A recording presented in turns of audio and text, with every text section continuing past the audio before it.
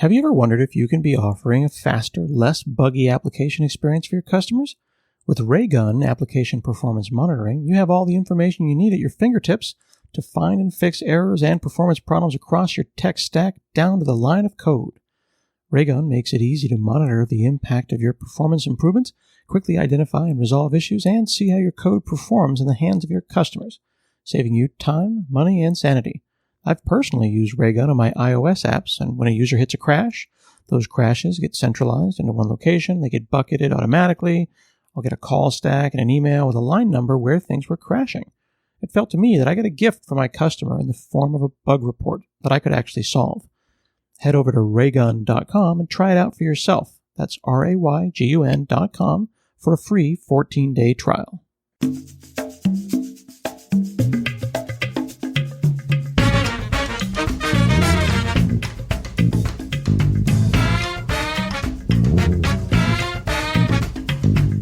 Friends, I'm Scott Hanselman, and it's another episode of Hansel Minutes. Today I'm talking with Tori Wieldt. She's a Senior Solution Manager at New Relic. How are you? Great, Scott. Thanks for having me on. I appreciate it. We actually are both in Portland, and we know a bunch of the same people, so It's always nice to talk to another Portlander. Yes, exactly. The Anarchist collective that is Portland. Indeed, indeed. Of course, it's all just ice and snow and right. Horrible things right now. Yeah. We're calling from our snow bunkers here in Oregon. Yeah, we're glad we have power. Indeed. So with that power, we are going to do great things. I wanted to talk to you about a couple things. There's a lot of buzzwords that are kind of bugging me in the community. Yeah. DevOps notwithstanding, there's also observability. Yes. And I'm trying to really dig into the essence of whether are they buzzwords or are they really words that we needed to describe best practices in software? Oh, I would definitely say for the first one, absolutely is something we need. The second one, we could have that debate. But DevOps, yes. Absolutely. DevOps is a real thing. Getting teams out of their silos and working together is absolutely necessary. Things used to be so different when there was a monolith and you had a couple of years to do a release. And now you really have to work at much faster pace, and you really do have to cooperate across organizational boundaries. Mm-hmm. Now, I was doing, I want to say, I think we just called it build servers. Mm-hmm. We thought we were quite sophisticated many, many years ago, 15 years ago. You'd Right. check a build in, you'd kick off a server, and it was really just the same thing that a human would do. Hey, I just did a check-in. Can you kick off a build? And we just said, that should be automated.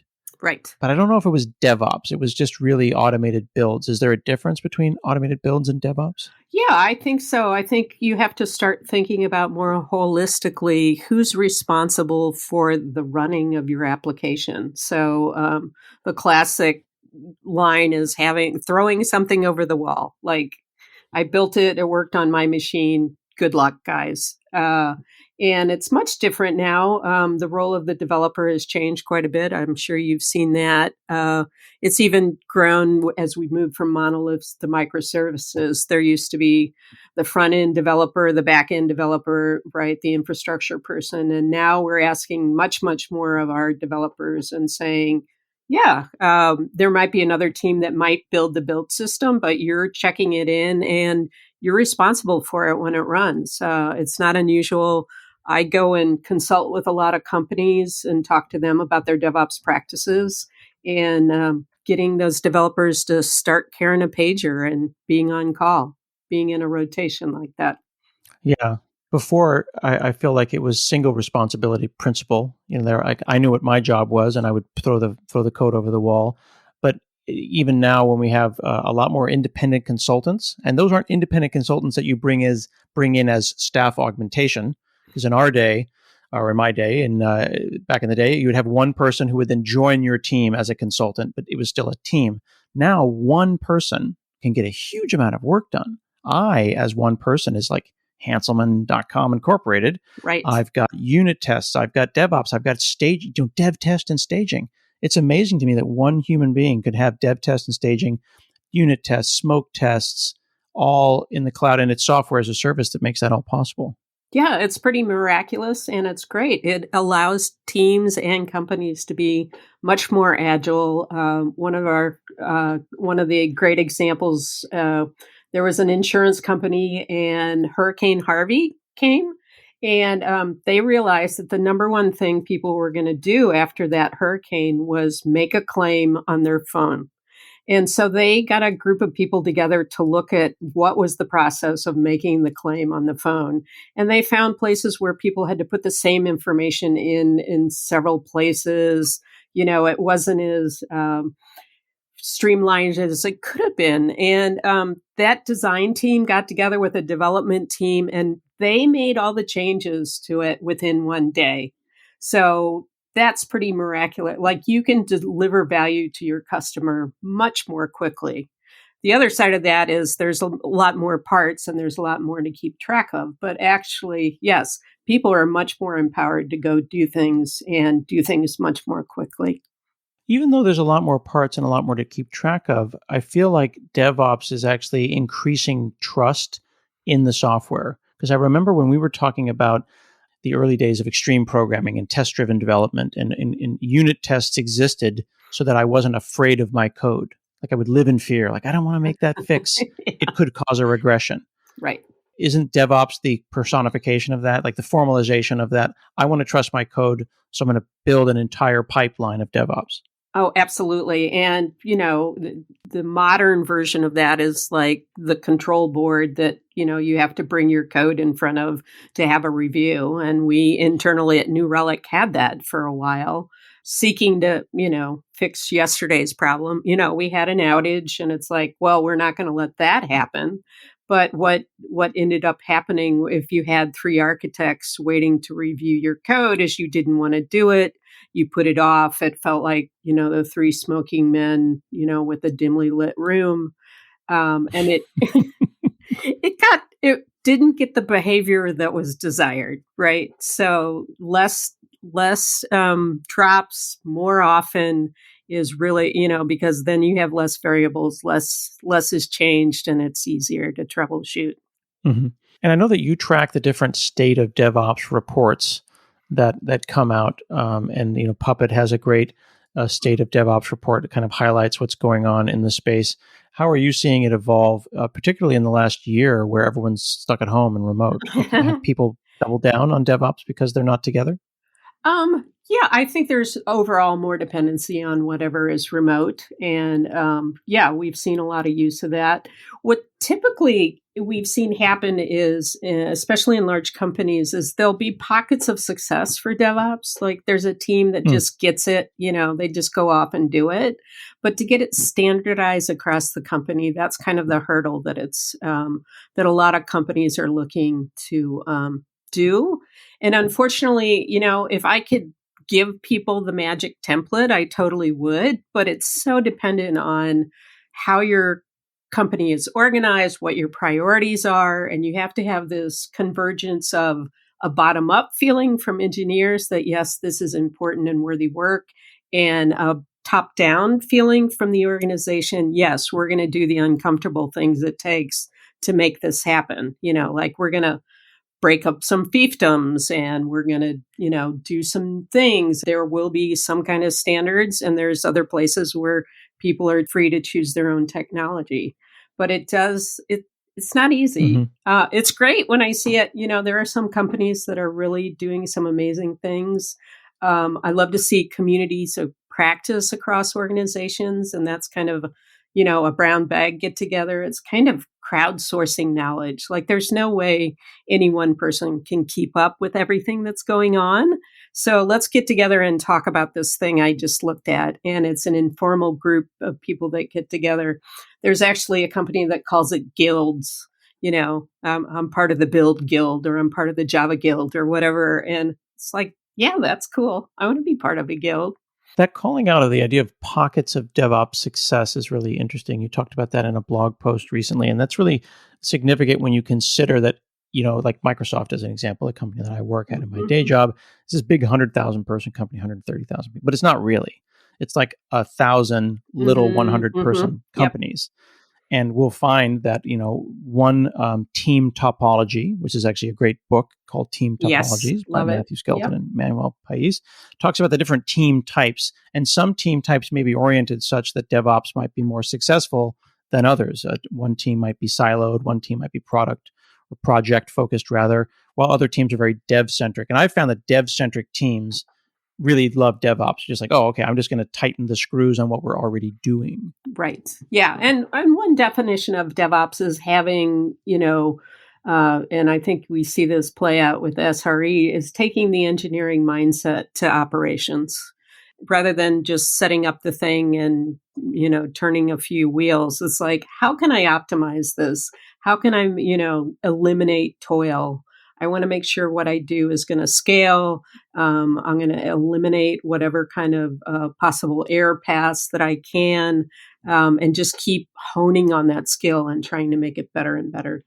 It's interesting. It made me think about operationalizing ops. And really what software engineers and ops people and just IT people of all flavors need to do is if you see something happening manually twice, throw your hands in the air and just stop. Like I just did something manually 2 times. Right. Is this what we want to be doing? Should production really be built off of Tori's laptop and then deployed directly from there? Or maybe we need to rethink that. Right. If we can catch those as a team, then we can start thinking about DevOps. Yeah. And, it really does. If you're doing stuff like that or you're fighting fires all the time, you're never going to get ahead of it. So you really do have to work on operationalizing things. And there are even, I believe in the SRE book, handbook from Google, it recommends, the amount of time teams spend on or individuals spend on toil. Internally at New Relic, we had 40%. If you were spending over 40% of your time on what you consider toil, you should go to your manager and talk about that. Because really what we want those people to do is, you said, operationalize, write the script, whatever the thing is, to get it going so it can scale. Interesting. And then for those who may not be familiar with all of the 3-letter acronyms, SRE is Site Reliability Engineering. Thank you. Maybe you could help folks understand some of the kind of the modern roles right now, because a person who is an SRE, a Site Reliability Engineer, are they the same as an ops person? And how are they different from an engineer? Like you said about Microsoft, there's 1,000 different ways to slice it. And, we've heard the unfortunate example where, the VP or whatever says, go do DevOps, and they just change people's titles to DevOps engineers and say they're done. That's unfortunate. I feel as though site reliability engineers, what they do and what they focus on is highly dependent on, as you said, how the team's organized. So we used to have hybrid roles. So one thing we've really learned from DevOps, and people keep asking me, how do I get there? And unfortunately, you have to say there is no there. You're always trying to improve. You're always trying to make things better. And what worked for your organization 6 months ago may well not be working now. And hopefully your company has a trajectory of growth and things are getting larger and better. But that means things that you did a year ago aren't necessarily going to work. So we started out as an organization and everybody was just an engineer. That's the hat you wore. And then we went off and we built an ops team. And then we had some people that we called forward SREs that they would rotate into the team. And I know, I hope you know the idea of a T-shaped person, right? They're broad across a lot of things, and then they're deep in one particular area. So the forward SREs would be the people that are deep in things like scalability, reliability, all the abilities that you need to look at. And they would come into the team and help them rotate with things. So a great example is like run books. If people don't know what run books are, it's literally came from the day when there was a 3-ring binder next to the terminal. And if you had a problem, you opened the book to figure out what to do and how to troubleshoot it. So now they're often Google Docs. But, go to a team and say, where are your run books? And they go, we haven't gotten around to it. So you write a run book. And then if you have a run book, but it's written by the person that wrote the service, maybe nobody else can understand it, right?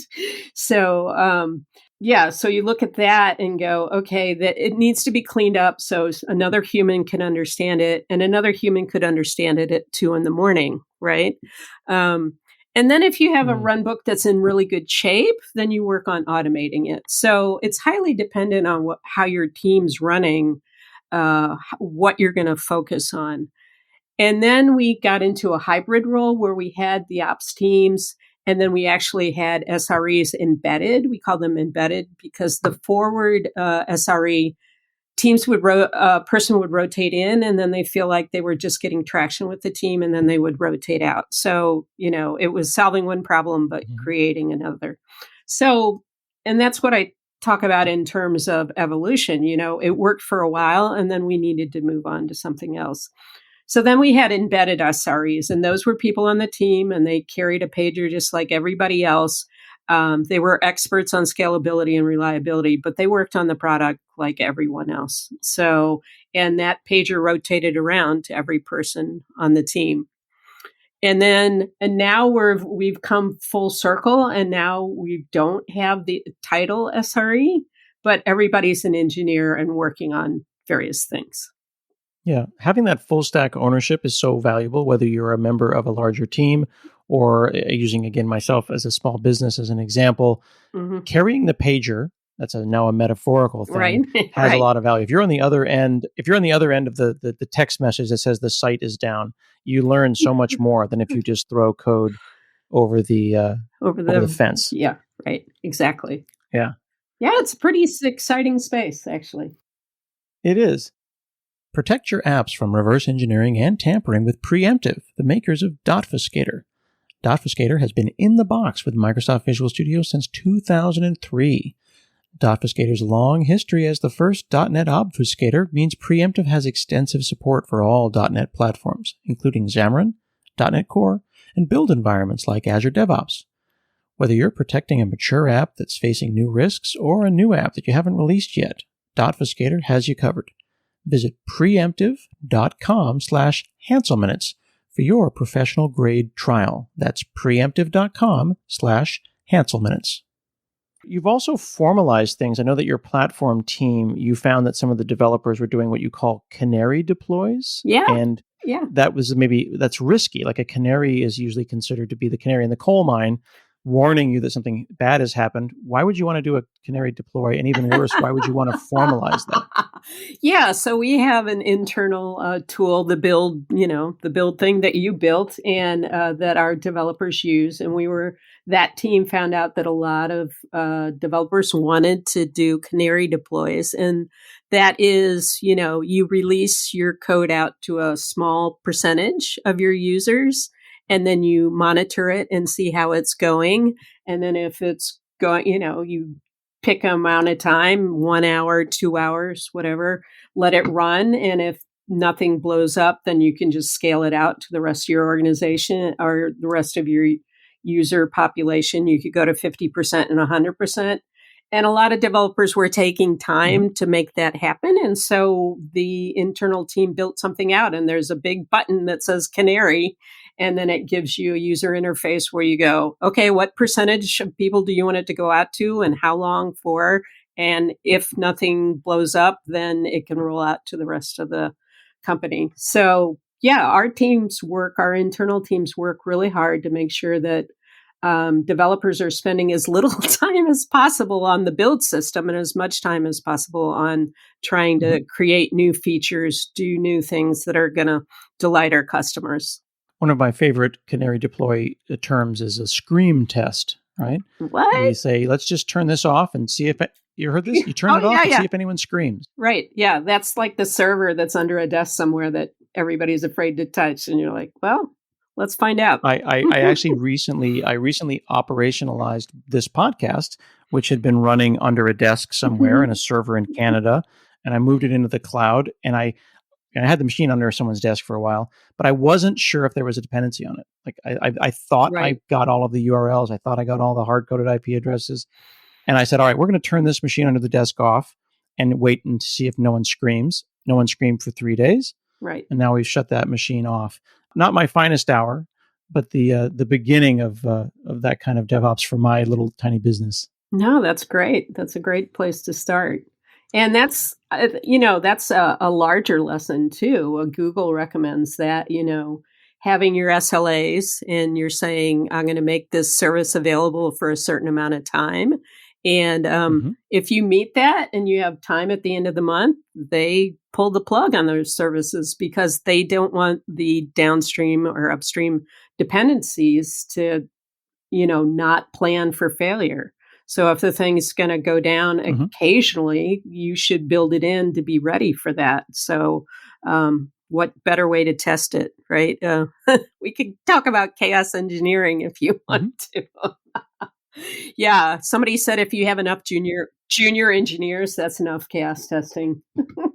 Well, I think building a safe place for junior engineers to cause chaos without actually Yes. hurting themselves Yeah. and a safe place to learn is a really great, that shows you have a very mature DevOps environment. Right. That's very true. I know that you're a big fan of bringing like all the data together.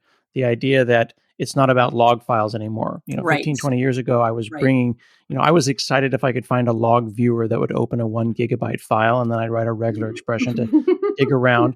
And it was very unfortunate because business problems were being reflected in logs. And I was having to write regular expressions to express, Right. if that was, but that's not observability. That's just log parsing, isn't it? Yeah. Using awk and sed to get into those log files. Oh, yeah. I remember those days. Yeah. It's just interesting. What worked before isn't working now. And I know observability may be tagged as a buzzword, but the way we think about it is not, you used to have an idea, you had a monolith, you kind of knew you could predict some of the problems that were going to happen. And now it's like we're kind of a victim of our own success. Like we've eliminated kind of the obvious things, and now what's left is the gnarly things where, this ephemeral infrastructure container came up, went back down, and the services that were dependent on it didn't connect or whatever happened. And it's pretty complicated. So observability is a way to look at something and be able to interrogate that data and find out what's going on. And what we found is a lot of developers, there's, God love them, we're in a very crowded space and there's so many different tools. And, one for browser monitoring, one for the back end, something else to look at logs. And what we found is a lot of developers would have, at least a dozen, if not, 20 or 30 tabs, right? And you go from one tab to another if you're troubleshooting and trying to fix a problem. So what we worked on was trying to have all that information all in one place, bring all your data in, and it doesn't matter what kind of signal it's throwing off, whether it's a host or a container or a load balancer or a microservice. Have that information all in one place where people can look at it and very quickly visualize how's my software doing. So I think that's what observability is. Yeah, I think for large multi-layered systems, especially systems that scale out now and scale out into many little containers, there's tons of telemetry data being created. There's logs, there's metrics, right? There's traces. And if that site goes down or that site has a bad behavior that you need to explore, and you as the site reliability engineer or the person who's been assigned to carry the pager that day have to think too much. You have to look at 15 different logs. You have to think about the metrics. You're not really making the computer work for you, are you? You're just looking at a bunch of text files and trying to figure out how the topology of this works. Right. It's context switching, and which is a lot of heavy overload on people who don't need it, especially at a time where, a minute of downtime is going to cost your company money. So you're under the pressure to figure out things. So we have worked on doing visualizations. One in particular is kind of like the Unix diff command, and it looks at all of your data and gives you a visual representation. And you can see based on the intensity of the shading, what's changed. And then, there's circles and they're the size of circles. So it gives you like the scalar value of the number of requests or the number of milliseconds in response time. And having those two dimensions tells you where to focus, what's changed recently and what's, gone dramatically up or down. Because when you have thousands of services, there's going to be something red all the time. And when you're getting calls from customers, you see the red thing and it's like, well, maybe this was red for the last 2 weeks. Like maybe it doesn't have an effect on anything. So you need to know what's changed recently and kind of the scale of what's going, the throughput that's going through that thing that's changed. I've seen a lot of comparisons between observability and monitoring. And one of the best ones that I saw was that with monitoring, one asks questions based on looking at a dashboard and saying, oh, that dashboard says a thing. I wonder if this is an issue, where the dashboard is basically driving into your mind. With observability, you have a hypothesis about what might be wrong, and then you go to the dashboard or you go to the system for that answer. So I can monitor something and then have this kind of static information coming at me. But with observability, I have a dynamic system. It's changing a lot, and I really need to actively understand it. Yes. For a podcast, you can't see, but I'm nodding my head vigorously. Yes. Yes, that's very true. Yeah. And in order to do that, you need high cardinality. Like you need a lot of data and you need to have correlation and connection that shows the dependencies and a way to interrogate that data. And I think of observability as an evolution from monitoring. It's not an either or choice. Metrics, alerting, dashboards, all those traditional things are a part of observability. But as you said, being able to ask a question of my data, not knowing thank you, being able to interrogate the data and not knowing what the question is going to be in advance because services are just so complex right now. You mentioned that thing, cardinality, something we should just talk about just briefly. Why do we care so much about the cardinality of observability data? Because when you're creating a lot of data at scale, you can kind of get into the combinatorics of things and suddenly create if you're not prepared for cardinality, you can create an explosion of data that might make it actually harder for you to diagnose your problem. Yeah. And that's the balance. Like you're saying, how big of a log file can you open or how much information do you want to collect? I think the reason why you need high cardinality is you don't know what the question is going to be in advance, and you don't know, like you said, you have a hypothesis, and I need to go down a particular path to look at something like a trace and find out where that information's going. And the challenge is you can't recreate what was a week ago. Like you can't jump back and see everything in high fidelity completely without spending a lot of money, right? So, it's important to be able to have a balance. And what has happened in the past is, in order to save people on, their logs or whatever, or how much data they're going to collect, you make some decisions ahead of time and you go, oh, I'm going to take the average of this. Well, and then an average becomes an average of an average, and then you've lost statistical ability to really look at something. Which then brings you back to the kinds of questions that you want to be asking and the kind of questions that observability can answer, which is like, should I roll back the canary build that I just did? Like I just made a feature flag change, or I just put a canary out there in the coal mine, and I need to answer that question. And to your point earlier, you might be losing money minute by minute. You don't have hours to sit there and parse around in log files. You need to figure out if I can make the decision to put this service back to its previous state and figure out, what's contributing to the latency right now. Exactly. And understanding the correlation of what's related, and in large organization, like who's responsible. Like it's really great in, application performance monitoring. It's to the point now where you can get down in a few clicks to the line of code that's slowing you down, or the exact database query that's slow, right? And then you send it off to the right team and let them deal with it. It helps eliminate a lot of the finger pointing, because we do have customers that come to us and say, yeah, my network engineer says it's running fine. My application developer says the application's going great.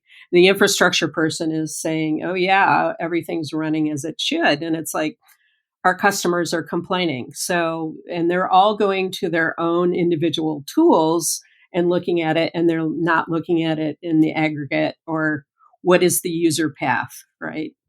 Actually, that's really interesting. Also, the user path, I mean, you have your metrics, you have your logging, you have your distributed tracing, but ultimately this is a business problem. We're trying to help the customer. Yes. Layering that user path on top of the most basic logging all the way up to how did the user move through the system and when did things go bad for them is really important to note. Yeah. And a lot of people say, well, what do we measure? We're going to try and do SLOs, what's important. And yeah, I'm a fan of the 4 golden signals, sure. But it's important to know what is, why are you in business? What's the most important thing that you do? In the video world, they have TTFF, time to first frame.